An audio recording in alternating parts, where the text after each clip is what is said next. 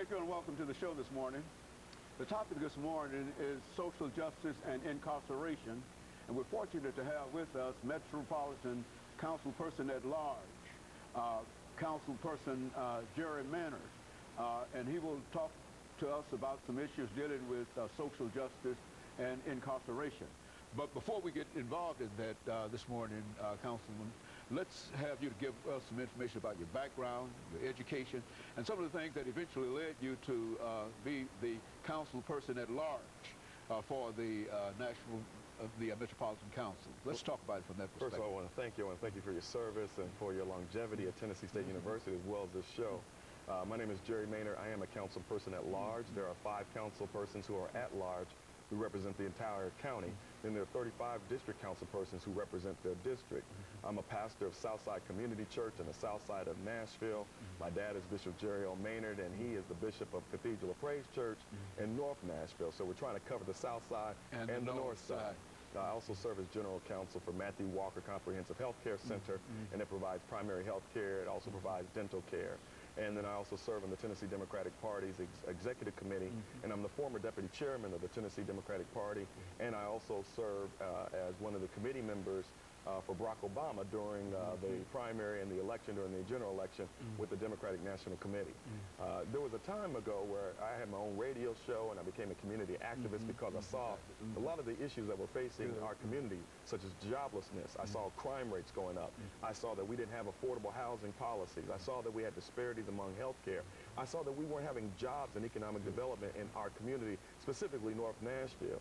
So I began to ask that question, and when I got the answers, I realized that the support and services and resources that the city was giving to other parts of the city, like West Nashville and East Nashville, weren't coming to North Nashville. So I decided to run, and in 2003, I ran for the 21st district. I lost by 21 votes. And then in 2007, I decided to run at large for the entire county. And God blessed us to get over 42,000 votes. In fact, the most votes that I think that any African-American has ever received in a county-wide race. And so you've been involved, and so you are involved in just a whole variety of things outside of the Metropolitan Council. That is correct. In a real sense. Right. And it's a busy kind of situation that you find yourself in, and we're just glad that you had the time to come by and deal with us. Now, what we were concerned about, and I guess we can raise this before the first commercial break, is the issue of social justice and incarceration. How would you describe that as an issue that you have to deal with doing whatever you do over the next 3 minutes? It's really comprehensive. First of all, social justice, in my opinion, is a moral issue. It's a spiritual issue. If you see yourself as a minister, if you see yourself as a person who preaches the word of God, who serves God's people, then you must deal with social justice. Dr. Martin Luther King was a great social justice advocate, but the greatest person who was regarding social justice was Jesus Christ. He came and dealt with social injustice. And so that's what we deal with. But it deals with health care and health care disparities. It deals with why are so many African-American men and so many African-American boys and girls in jail? Why do we have more African-American boys in jail than in college? Why do we have so many African-American women who have HIV and AIDS? Why are they the #1 ethnic group carrying the HIV/AIDS disease? Why do we have such joblessness that when the unemployment rate is 5% nationwide, it's double in the African-American community? When we're dealing with economic development, we see that many times municipalities don't provide contracts to African-American owned business. In fact, in Davidson County, we've had 2 disparity studies.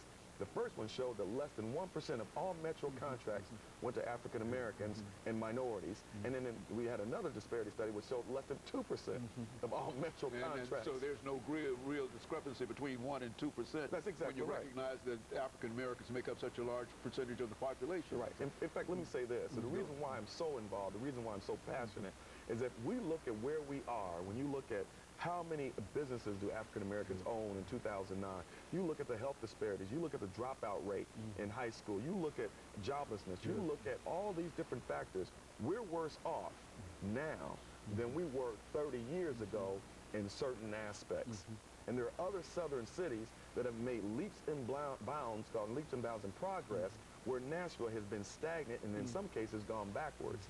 So I blame myself. I take ownership of it. And I say, as a leader in the community, as a servant in the community, what can I do in order to try to change that? Very good. And of course, we're getting ready in about a half a minute for our first commercial break, councilperson.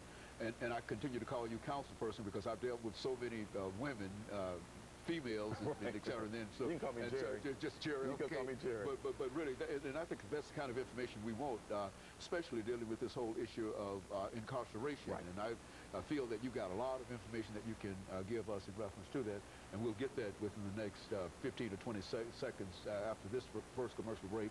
Then we'll give you an opportunity to start up top dealing with that issue. And of course, we'll be back with our audience following this very, very short commercial break.